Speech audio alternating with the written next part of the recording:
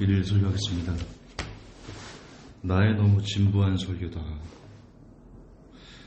요한복음 3장 36절입니다.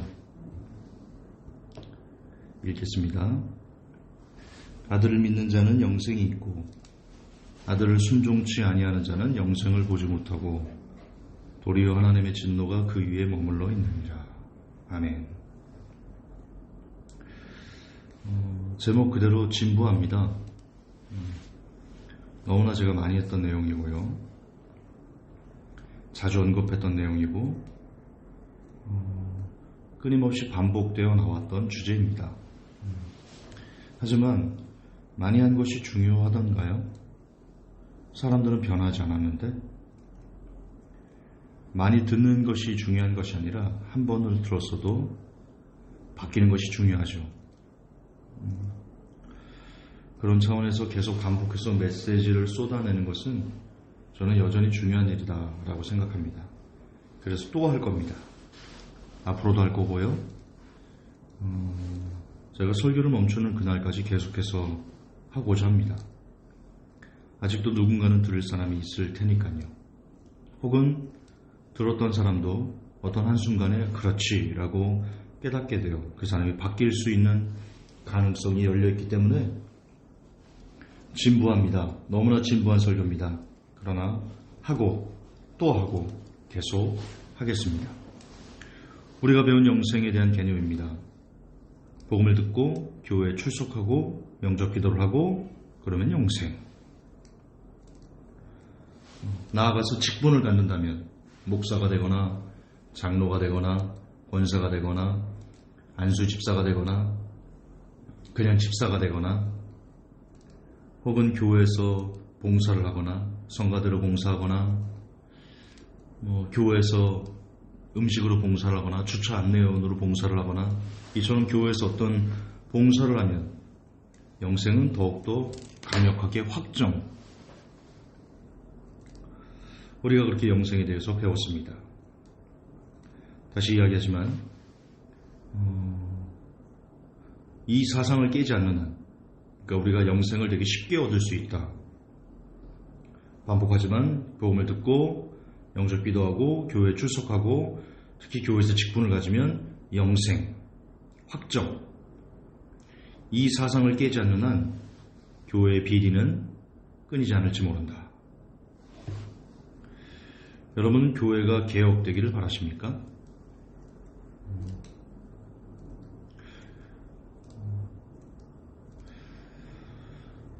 그거 아십니까 여러분? 사람들 중에 예수님이 싫어서 교회를 싫어하는 사람들은 그다지 없다는 거 알고 계십니까? 예수님을 믿지 않는 사람들도 하나님은 좋아하고 예수님은 좋아합니다. 하지만 그들은 교회를 가지 않습니다. 이유인즉슨 교회를 다니는 사람들의 작태가, 행태가, 그 보여지는 삶들이 너무나 싫어서 교회를 가지 않는답니다. 전도의 문을 막고 있는 것은 예수님의 능력이 부족해서가 아니라 교회를 다니는 사람들이 예수님의 능력을 없애버리기 때문 혹은 예수님을 다른 사람들에게 지워버리기 때문입니다. 왜 그러는가? 왜 교회에 다니는 사람들은 다른 사람을 상처 줘서 다른 사람들이 교회에 예수님께로 나오는 것을 막고 있는가? 왜 전도라는 미명의 폭력을 행하는가? 제가 되게 안 좋아하는 사진이 있습니다. 지하철에서 있었던 일인데요. 목탁을 두드리면서 시주를 받는 승려, 무릎을 꿇는 승려에게 어떤 사람이 예수천국 불신족 쪼끼티를 입고 그 머리에 안수하면서 마치 자기는 위대한 일을 하고 있는 것처럼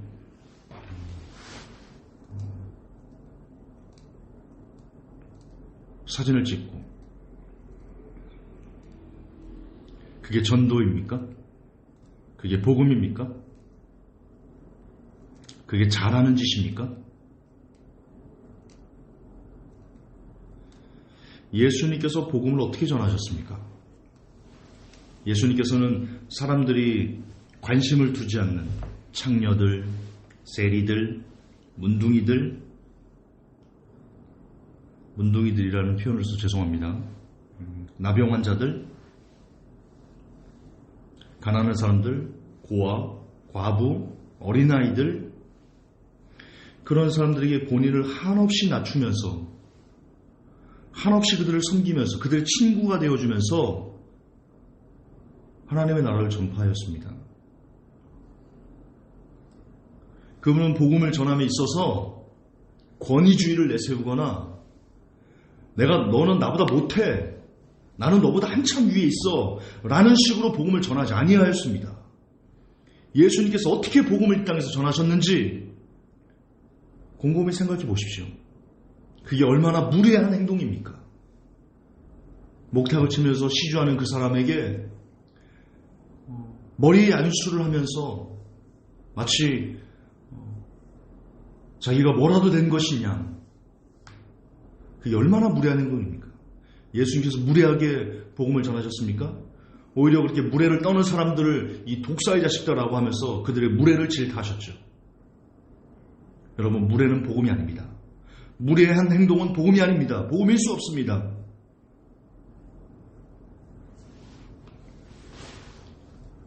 왜 그러는가?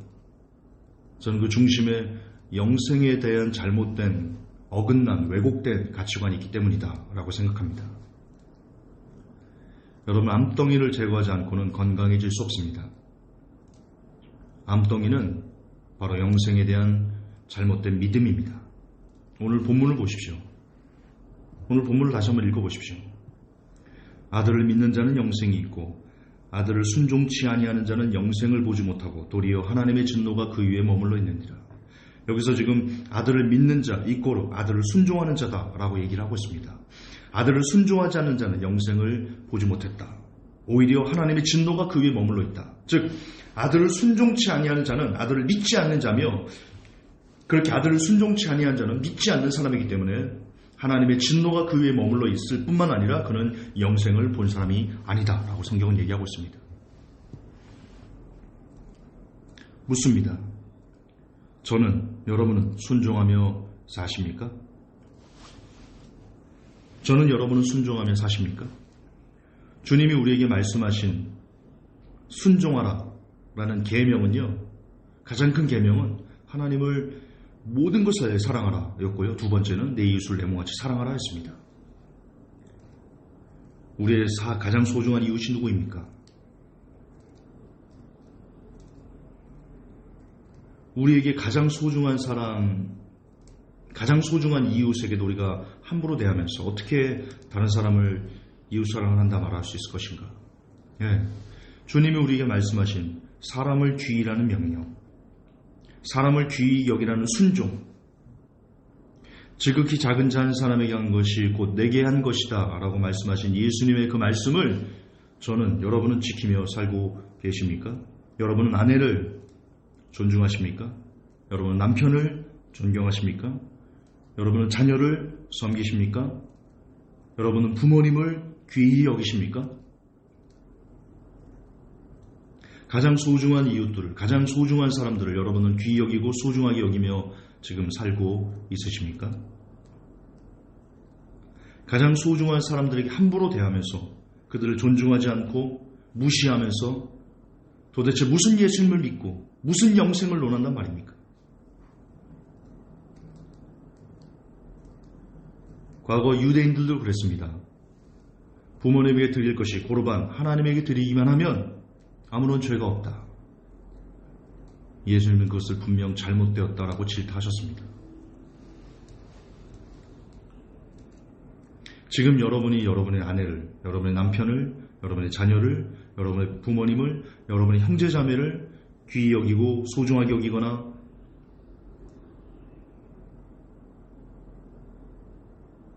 존중하지 않는다면 여러분은 절대로 하나님을 존중할 수 없을 뿐더러 예수님을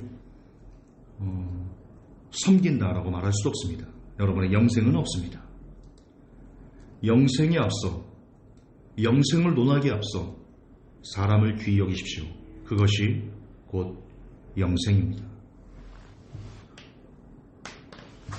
하나님, 우리가 영생에 취해 있습니다. 우리가 영생을 보지 못하면서도 영생을 누리고 있다. 영생이 확정되었다. 스스로 오해하고 있습니다. 그러나 오늘 예수님께서 분명 아들을 믿는 자는 아들을 순종하는 자며 아들을 순종하지 않는 자는 영생을 보지 못하고 도리어 하나님의 진노가 그 위에 머물러 있다라는 그 한 귀절의 말씀을 통해서 우리가 이 땅에서 사람을 귀히 여기지 않으면 영생도 없다라는 것을 알게 하여 주었습니다. 이 말씀이 더 제 가슴에 깊이 스며들게 하시고 이 메시지를 듣는 모든 사람들에게 널리 증거되게 하셔서 마지막 때 참으로 사람을 귀히 여길 줄 아는 참으로 영생의 길을 걸어가는 제가 그리고 모든 성도들이 되게 도와주시옵소서. 우리 구주 예수님 이름 받들어 기도합니다. 아멘.